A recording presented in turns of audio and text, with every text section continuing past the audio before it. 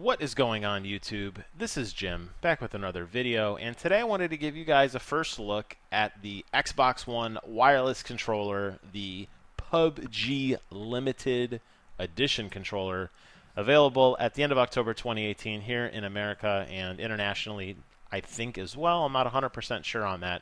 This was unveiled yesterday during Inside Xbox, yesterday being Tuesday, the 21st of August. During the Inside Xbox as part of the Xbox Gamescom lineup.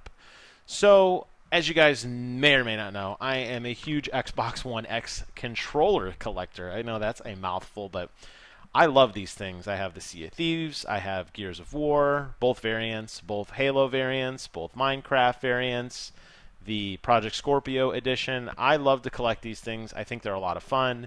They look really cool, and Xbox really does a very good job, usually when it comes to creating a limited edition controller that kind of encapsulates the most iconic themes or moments or feelings of a game in a controller. And PUBG may be the exception to that, but let's go ahead and take a look at it together. As I mentioned, it comes out later this year. Let's take a look at the front of it first.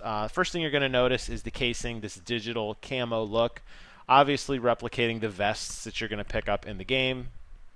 No stylization at all on the buttons, which I guess I understand. PUBG doesn't necessarily have the most iconic font that would necessarily match the A, B, X, or Y buttons, but these buttons typically map to PUBG, you know, your jump, your interact, whatever. I feel like could have maybe done a little bit more attention with the buttons.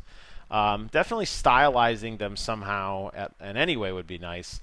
This is a very bland looking thing. Now, the only nice thing I could say with the buttons, though, is that you don't have your traditional green, yellow, blue looking buttons. They're just flat, and they do match the camo in a sense. They are somewhat camouflaged, so I guess I give it a pass on that portion of it, but it seems like a big oversight. It looks very plain on that portion of the controller. Over the right thumbstick, you have the crosshair. Obviously, you're going to be aiming a lot with your guns. That makes the most sense. The D-pad is a scratched metallic look, most likely replicating the pan. Actually, when they did the Xbox Inside, they briefly talked about it. I haven't completely watched the show yet, but as a collector, that's what I'm going to guess, is that's that pan look. And then the left analog stick has a blue ring around it, synonymous with the blue circle that closes as you run through. But would you know this is a PUBG controller by looking at it immediately? Probably not. I think there's a lot of discombobulation between the blue circle on the pad and the analog stick with the aiming reticle, and then this weird scratched metallic look. There's even some weird scratched look off on the left-hand side.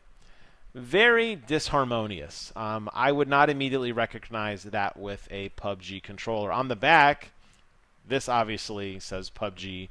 The camo stops in a kind of weird spot on the sides. It sticks out over here and over here on the back.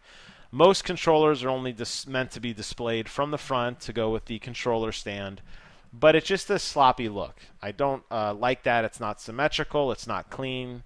Doesn't look right. It does say PUBG across the battery cover. That's pretty heavy-handed that it is PUBG, but I understand that that is kind of the logo. It doesn't say PLAYERUNKNOWN'S BATTLEGROUND. PUBG is the more common name, and it does have the PUBG font styling, so I guess that's okay. And then the trigger button has an X on it, which I actually do like. Obviously, as you X out your opponents using your trigger, that's your shoot mechanic or your swing weapon mechanic. And as you slowly start Xing people out, that's what it looks like when you knock them out. If you're like in a party, you see your teammates get X'd out. I like that. That's a nice touch. And I appreciate that Microsoft takes the time to think of those things. This reminds me of the gold trigger on the Sea of Thieves controller.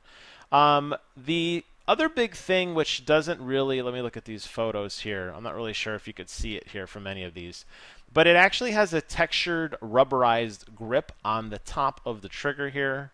They're calling it a trigger grip. I don't have any good photos of it, unfortunately.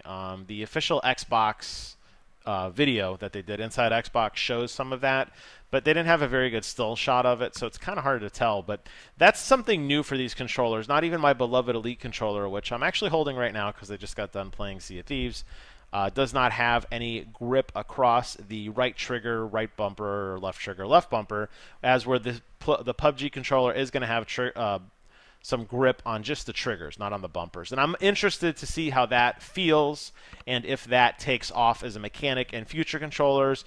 If there is ever an Xbox Elite version 2, which we thought was going to happen but didn't this go around, it would be interesting to see if that is something that is included.